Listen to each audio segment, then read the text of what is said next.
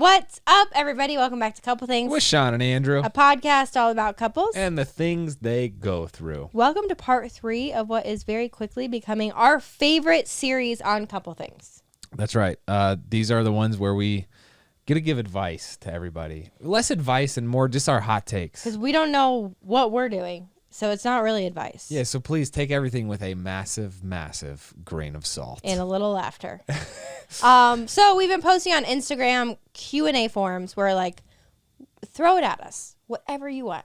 And we will give you our opinions, our thoughts, and try to problem solve the world's problems with you. And every time we do that, you guys always deliver with some really great, interesting topics. And as always, if you guys have any advice or opinions to share on these questions, please go down into the comments below and share, because we need to learn a lot. And we're working on, the YouTube comments section is nice, but it's not everything I wish it was. So we're working on a community feature. Stay tuned for that, but excited to hopefully build more of a actual community than just a comment section. Exactly. Also, disclaimer here, we are not professional therapists. We are not professionals in any way, shape, or form when it comes to advice or counseling. So listen at your own discretion, all right? Yeah. Let's just go ahead and jump into it. Okay. First one, Andrew. Does my husband need to have the talk with my son? And I need to have the talk with my daughter? Or should we do the talk together? What's less awkward for the kid? Interesting. I would say man to son, mom to daughter. I also think it should be both. You do? Not at the same time. I don't think like mom and dad need to sit down with like son or daughter and have the talk. But I think dad should talk to son, and then I think mom should talk to son at some point, whether it's years apart. But I think both kids need to have both perspectives. So, but you're not gonna probably the dad would do more of the detail oriented. Yes. And the mom is just for the son you're talking about. Yeah, for like a gentle nudge. Yeah, and the mom would give the daughter more detailed information, and the dad would give... I see, like, the opposite sex talk being, like, respect. Does that make sense? Mm. Like, if I'm talking to Jet, I would want to give him the respect conversation of, listen, the best way you can respect women is this. I view the dad's conversation as very similar, but probably from a different angle. Yeah. Right? Yeah. I just think it's more of just about keeping themselves precious. It's been so interesting to see the different roles that Shawn and I have played.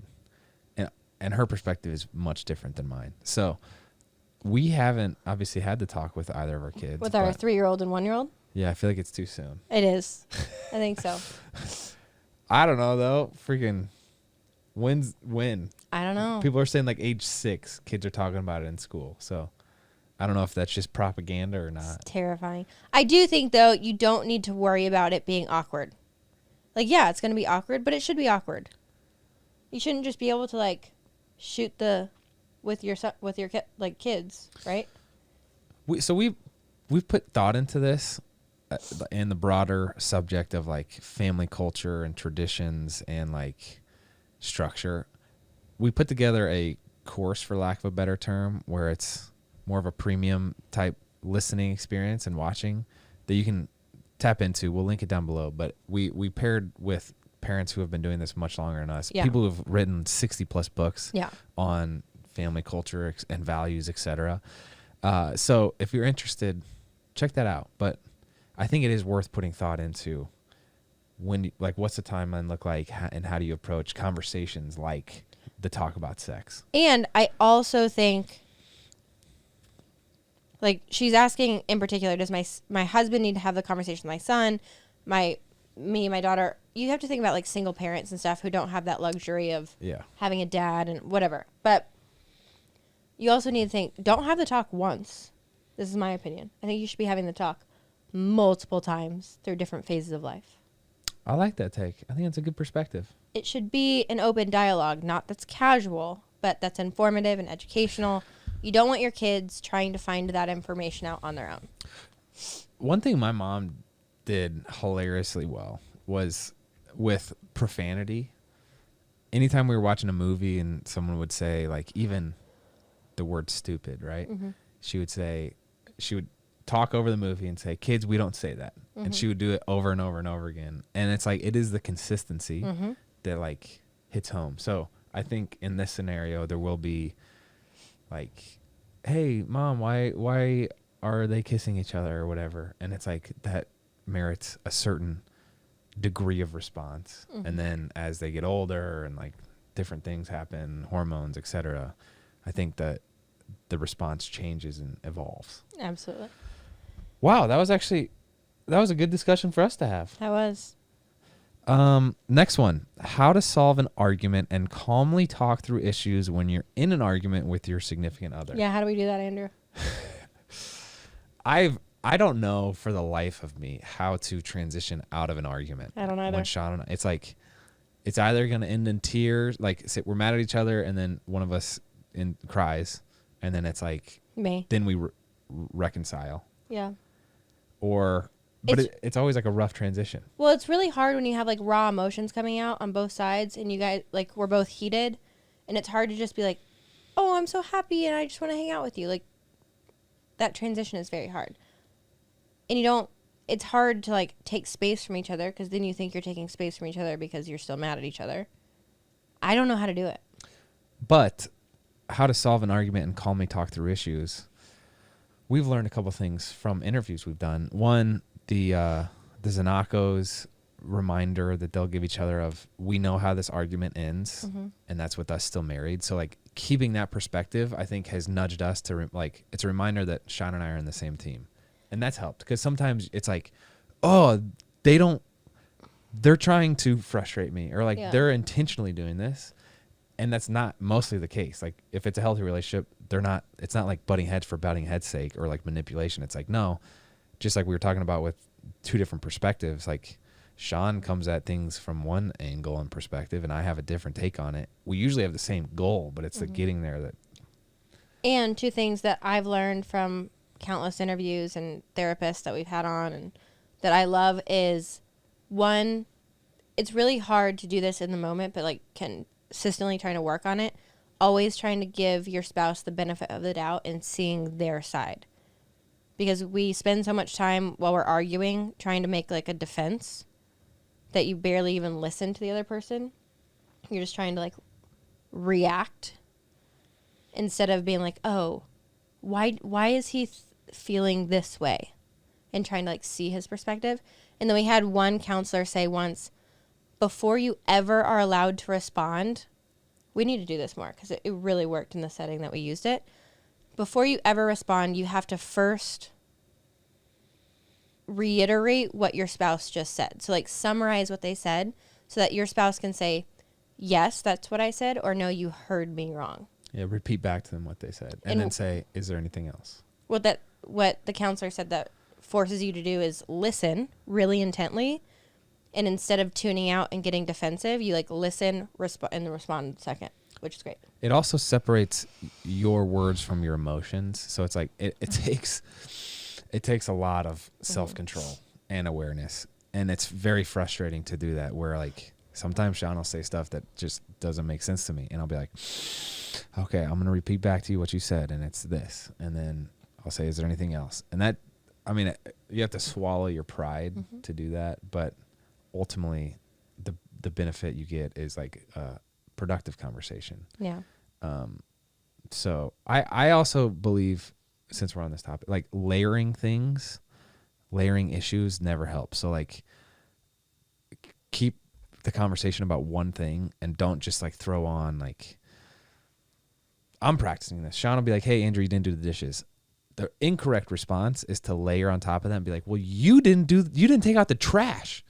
It's like, okay, let's talk about the dishes first. And then it's in a separate conversation that could follow quickly. Let's talk about the trash. Mm-hmm. And lastly, don't try to strategize in the middle of the battle, right? Like, don't be like, sometimes if you're going to give like criticism on, hey, you're way too angry right now, Andrew, or like, it's better to do that in a subsequent following conversation, as opposed to, again, layering like, why do you always get so emotional when we talk about this stuff? That doesn't help. Mm-hmm. That's like layering, and it just convolutes the whole thing. Okay, let's take a second to talk about how all that's been on my mind is what we're going to do with our kids all summer long once school gets out. I love spending time together as a family, but if I'm honest, it can be so intimidating to try to create a summer that kids will remember forever at such a young age. Me too. We have our travel plans that we're excited about, but keeping the kids busy and having fun all summer can feel like a lot to plan for. Which is why I'm so excited to announce that Family Made is partnering with the I Am Mom Summit this year to provide moms everywhere with a free online event on June 1st that's all about summer family fun. It's going to be amazing. Shawn and I were keynote speakers at last year's summit, and we'll be there again in person in Utah this year. So if you're out there, go ahead and find that information on the link down below. But there's so many helpful tips shared at the event. And the best part is it's free and online, so you can watch the speakers from anywhere. The theme of the summit this year is Summer Boot Camp, Systems to Keep Your Sanity. And speakers will touch on topics like family connections, screen-free ideas for kids, meal prep ideas, travel tips, and more. I cannot stress enough how amazing and helpful this event is. We're so excited to be a part of this.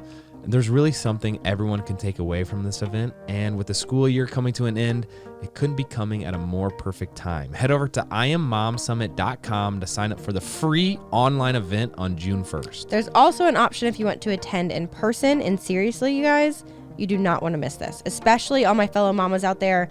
Right now, go to IamMomSummit.com and reserve your spot because it fills up really fast. The link will be in our show notes too. Check it out. Let's get back to it. How to not feel guilty if you let your eating habits slip for a little while and want to get back on track. This is you. Everything in moderation. We can't live perfect lives every single day, nor should we. I would say give yourself grace, and just because you have a slip up once doesn't mean you need to continue doing that. So just being you know what? I had cookies for breakfast, lunch, and dinner yesterday. That's fine. Maybe I should have cookies for just breakfast today. Tiny little things make a huge difference. I think it's kind of like an identity thing too, where it's seeing yourself as the person who eats healthy the majority of the time and sometimes eats cookies is way less guilt inducing than getting so down on yourself and beating yourself up and be I always fail at these diets or whatever, and seeing yourself as a failure. My trainer was talking to me about this idea with working out. I used to be kind of paralyzed by this idea. If I wasn't able to block off 2 hours a day and get this really intense workout in, then I wouldn't work out at all. And I would end up going months without working out because I couldn't find that block of time. And she's like, if you continue doing that trend, at the end of the year, if you add up all the time you've spent in the gym, it's going to be a lot less than if you do a 5-minute workout 4 times a week all year. Yeah. She's like, tiny, tiny little things every day make a huge impact in the long run. So you don't have to do something monumental. You don't have to crash diet or do these massive fad trends, or just do things in moderation. That's it. I also like the analogy of a painting. If you think about Leonardo da Vinci painting, there's a million brushstrokes that he'll contribute towards making one painting. And he'll make some mistakes, I'm sure. But if you take a step back and the majority of your brushstrokes are how you wanted them, the majority of your eating habits are as you wanted them, that's good. So don't beat yourself up about the single mistakes. Is that a good analogy? It is. Ah! Okay, next. Are there things I should make sure I experience with my spouse before having kids? Probably, but it's not a necessity. You know what I'm saying? Having kids really is a delight. You know? I would say no. I would say you should know your spouse. You should take, whether that takes you a week or a day or a month or 2 years, you should be on the same page. You should be teammates. whether that's through your dating process, but I don't think you are missing out on life experiences because you have kids. I agree. The only thing you should do is get on the same page and resolve any, like, you don't want to throw a kid into an already messy situation. Like, if you guys aren't vibing, it's not like a kid's going to solve that. Mm-hmm. But we're also not the type of people that, like, some people idolize travel, right? And just that means a lot to them. So it's like, it's probably easier to travel. Like, if your dream is to go to Greece, you can still do that after kids. It's going to be delayed a couple of years. It's going to look different. So it doesn't have to be delayed a couple of years. Right? No, you're right. Yeah. Yeah. Kids are great, though. I mean, I recommend them. Try them out if you can. Okay. Okay. Next, navigating pregnancy after loss. When do you tell people how to not panic about every detail of the pregnancy, etc.? I think every single person is going to navigate it differently. And however you navigate it is perfect for you. I would say for Andrew and I, it was different with each pregnancy. Like Drew, we waited a little bit. We waited until like 12 weeks to tell anybody. With Jet, we told him right away.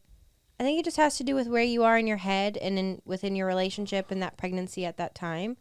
I definitely had more anxiety over Drew's pregnancy than I did Jet, having had a miscarriage. But you just kind of have to like let it go and, I don't know, lean on your inner circle. But there's no like right time and there's no way to not panic, and you just kind of got to let things be. Yeah.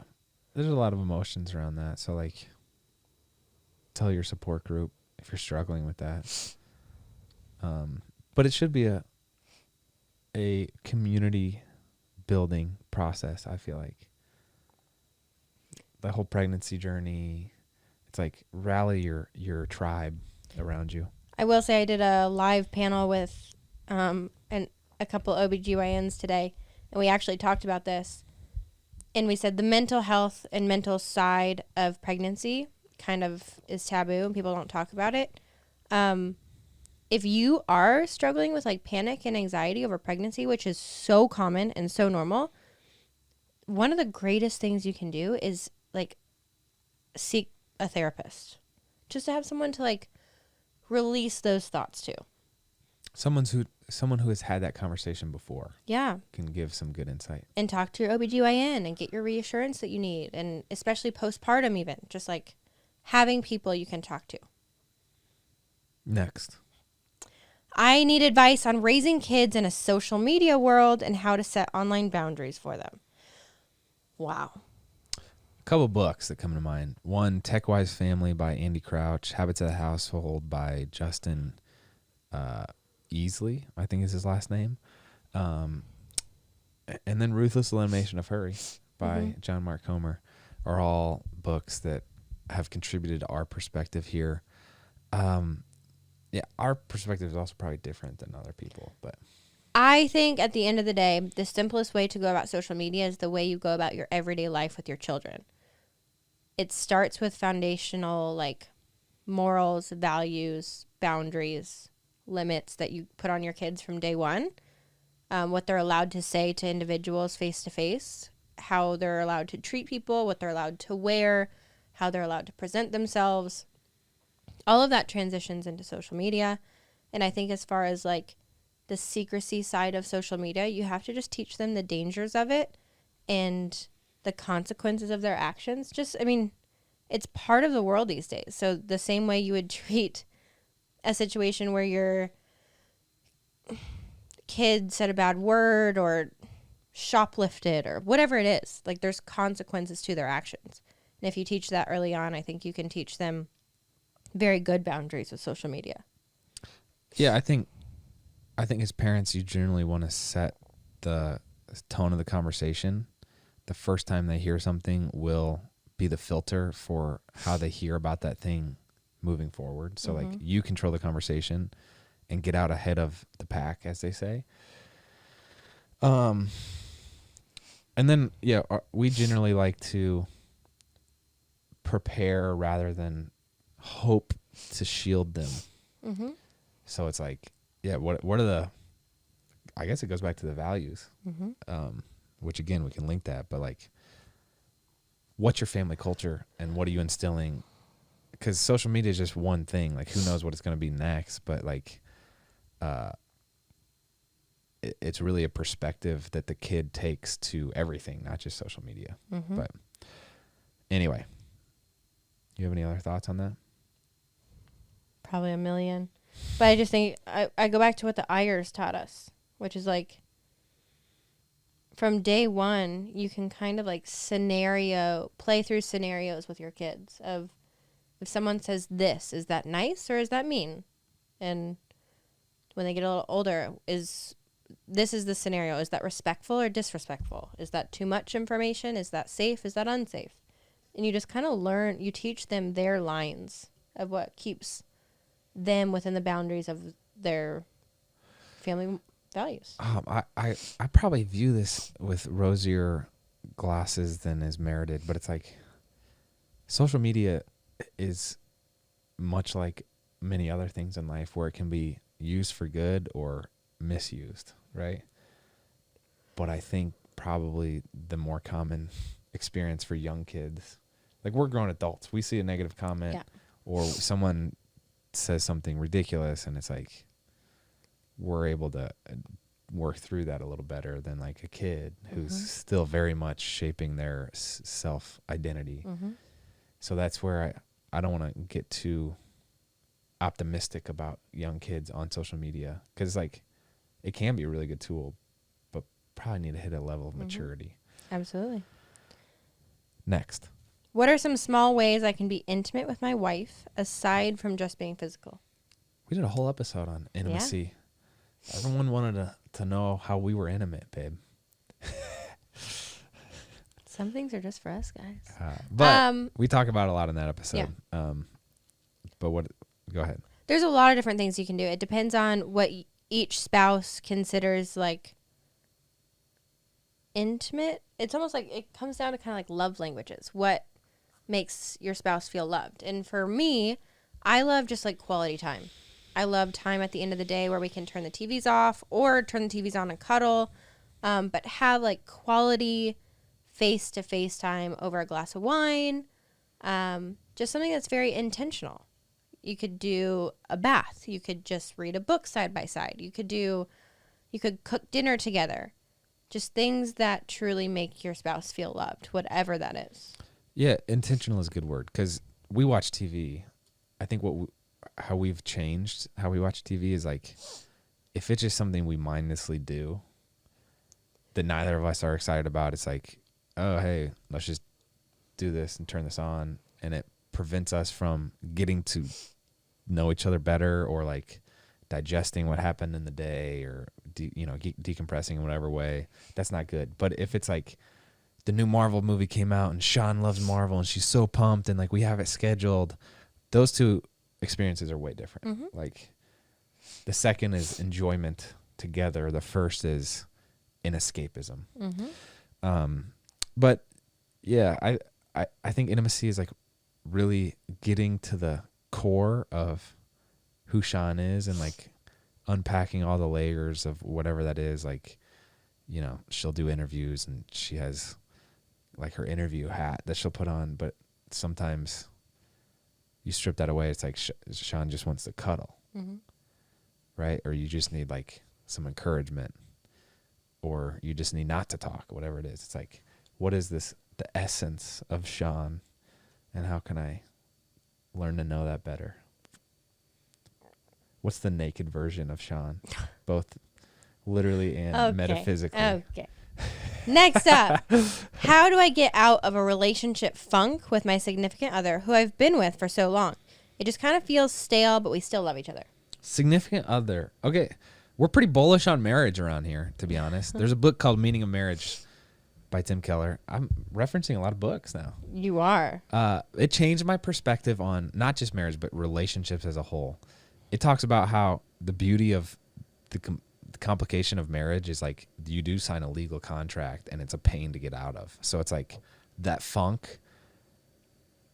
It's just like a phase that, hey, you have to stick it through and you'll get out of it. And that's like a good hurdle to have to like deal with because you have to work through it, right? I also think it comes down to like the other side of it is we talked to a therapist on the show about this, the like roommate syndrome of if you're doing the same exact thing with your spouse or your significant other every single day, all day, yeah, at some point it's going to become stale. And you need to go back to the basics of what you did when you were dating or like early on, which is like intentionally trying to attract your spouse or your significant other, like intentionally trying to do things that woo them and wow them and make them feel special. I think if you are actively able to say we're in a stale place, then do something fun. Do something like completely random and new and get out of the stalemate. Change of scenery can help. Also, the great thing about long relationships, we've been married for 7 years. We've had an argument about how to, treat dogs 80 times. And so like the first 10 times it was this exact same argument, but then come the 15th time, at some point you got to look yourself in the mirror and be like, okay, I got to take a different strategy coming into this argument. So let me try something different. Let me use different words. Let me use a different tone. Let me try something different. And that can go a long way. But a relationship funk, man. Yeah. I also think the other thing that JP Pokluda said that I thought was really good is say that there's like an issue at hand and your partner is 99% at fault and you're 1% at fault. Take ownership over your 1%. Take 100% ownership over your 1%. And that in some way builds a bridge where it's like that conversation looks different than like, Shawn, you're not doing this. It goes from that, like pointing fingers, to, hey, I want you to know I'm sorry for how I got angry when you did that. That was wrong of me. You know what I'm saying? In an argument? Yeah, I don't know what the funk is. Like, is it a heated funk or what? But like, I do think there's a bit of perspective change there. And also give your partner the benefit of the doubt. Like, sometimes it can be easy to think like Shawn never does the dishes, and that's just false. You know I'm not liking all of these examples. I'm just throwing. It's always the dishes in the trash. That's just I'm sticking it there. I know, which is not even. I think you've said it 3 times. It's not reality. This podcast. But it's like Shawn does do the dishes, and it's more my perspective that's the issue. You want to move on? I do. I'm just. You're just hammering this one in. I'm just. And you've kind of like veered off to now arguments. Well, what does a funk mean? They said it's just stale, but we still love each other. We're going to move on, though. Okay, go ahead. Okay, this one's for you. Handling an argument with your siblings as adults. How do you do this and not bicker like your little kids? Oh, that's tough. I do feel like I'm still a little kid. Like, no matter what we do in life, I'm still the middle child. And Grant's still my little brother. And Guy's still my oldest brother. So you kind of like regress back to your role growing up. Can you remember a time where you got like in an argument with one of your brothers? There's not a lot. Recently? Whoa, oh, no. As kids all the time. But as adults, there's not a lot of bickering, fortunately. I think siblings are a precious relationship that you need to protect. And sometimes that looks like not talking to them as much. Yeah. I'm not able to answer this question. Yeah, you have no siblings. I think speaking with a lot of grace and a little truth always goes a long way. That's my thought. Okay. Thoughts on working with a horrible boss who doesn't treat you well, but you like the job itself? I would say it's not worth being there. Is that a dream world you're living in? This person has a paycheck to get. You know what I'm saying? I know, but I don't think anybody deserves to be treated poorly. I agree with you. So I think you have to address it. Think about how that affects every aspect of your life. You go to work, you're treated horribly.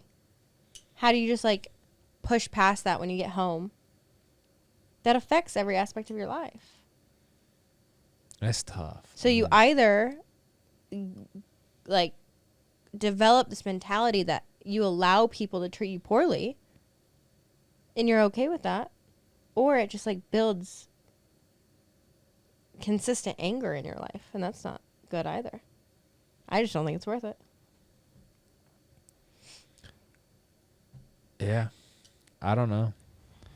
I think I empathize with the fact that like this person, you know, like there's bills to pay. For sure. So you can't just like, peace, I'm out.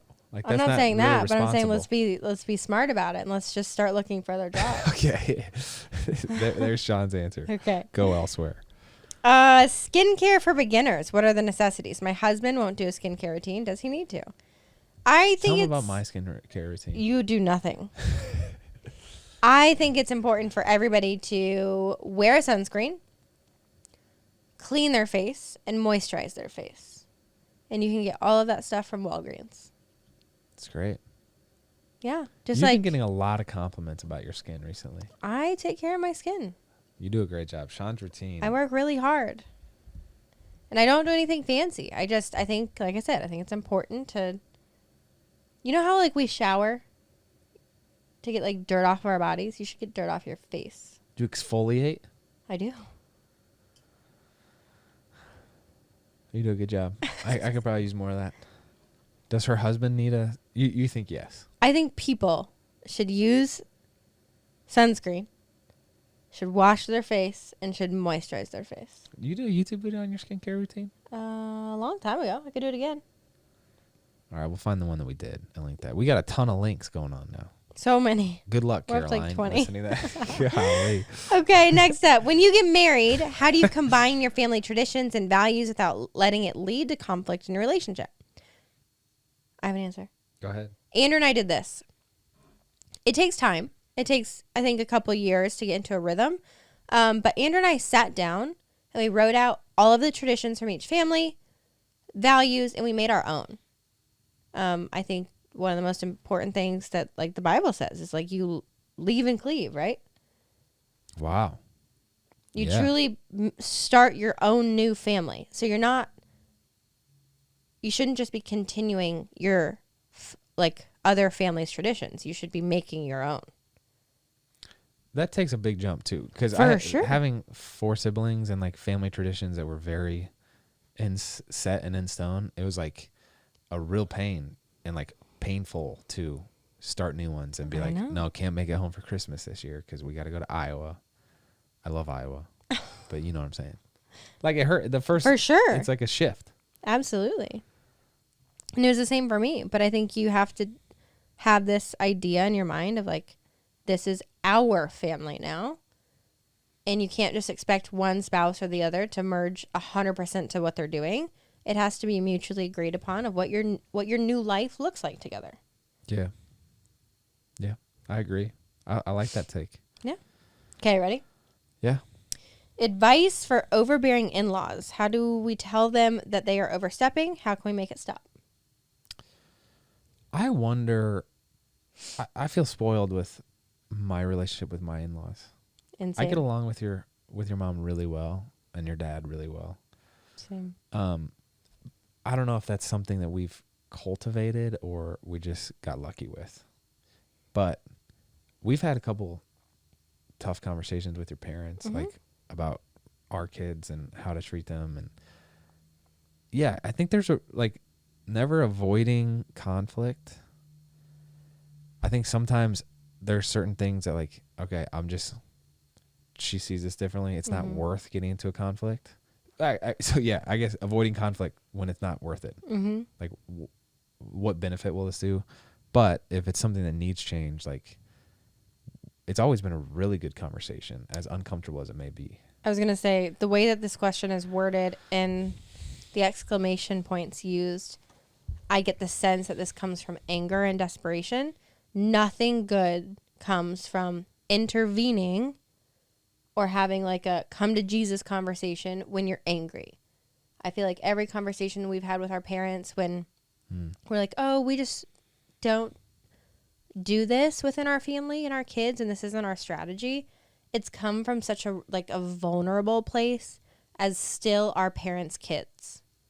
Like, Mom and Dad, I know you did this with me, but I think the way Andrew and I are going to raise our kids, we're just not going to do that this time. And something you alluded to is it is essential that you and your spouse are on the same page. Yes. Right? And we talk about this all the time. It should not be like a 3v1 situation where it's your spouse and their parents are on the same team versus you. That's not good. So you get on the same page, take some space, strategize, thoughtfully talk through that subject, and then say, hey, can we find a time to sit down and discuss this? But yeah, it's hard. Okay, 3 more. Went on a first date and don't know if he likes me or not. Should I reach out first, even though I'm the girl? Thoughts? I don't think there should be a rule. Yes, go for it. Shoot your shot. I'm about shooting shots. Yeah. He could be shy. He could be thinking the same exact thing. Shoot your shot. And he might not. Who knows? But it's better to know now than wait. Yeah. How to not have too high of expectations for my spouse as a first-time parent. Wow, this hits hard, Shawn. How do you have not too high expectations for your spouse as a parent? I remind Shawn often that we've been parenting for the same amount of time. And I love you so much. I'm so thankful for you. You're beautiful. Did I hurt your feelings? No. Bill Burr did you see my video I sent you? I did not. A hilarious skit where he's like, if there's anything I've learned over 5 years of marriage, it's that I'm the only one that needs working on. It's like, my wife is this perfect museum piece set behind glass just to be looked at. And I'm like a building with scaffolding set around it. Like, wow, we should. Did you find that funny? I did. I think you have conversations of what your expectations are and give a lot of grace. Yes. That's all I got. One parent typically has stronger preferences when it comes to kids. Shawn, in our case, has stronger preferences. So it's like, are our kids on a schedule, like sleep schedule or not? We did not do that growing up. My brothers did not do that. So it's like, Yes, they did. one of them did. So it's like, There's only been 2. One did, one did not. okay, some of my brothers did not do a schedule, but it's like, that's an example where I'm like, all right, you just tell me where to go. But there's a lot of concessions and negotiations that need to be had, you know? Mm-hmm. And also realizing that, oh, can I share the beneficial? Okay, like Eve, the Hebrew word for Eve, like Adam and Eve, You shared this on a podcast before. means beneficial adversary. And there's something beautiful about like that thought of there's different perspectives and that does cause clashing, but it's beneficial. So embrace that, as frustrating as it may be. Continue. Last one. Toddler tantrums in a store or on an airplane. What do I do? We don't have the answer, but I will say our pediatrician, and whether you believe with this technique or strategy or not, it's what we do, and it's worked really well for us. Our pediatrician recommended this book, another book. Sorry, Caroline.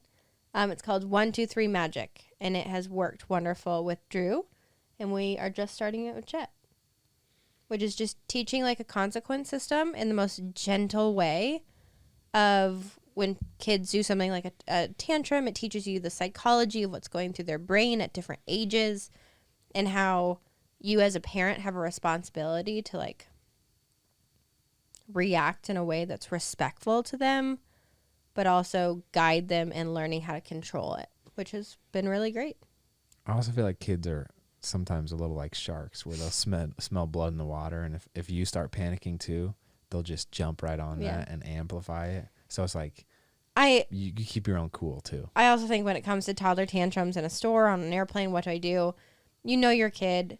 our kids have had tantrums in multiple places, and a lot of times it's because they're hungry or tired.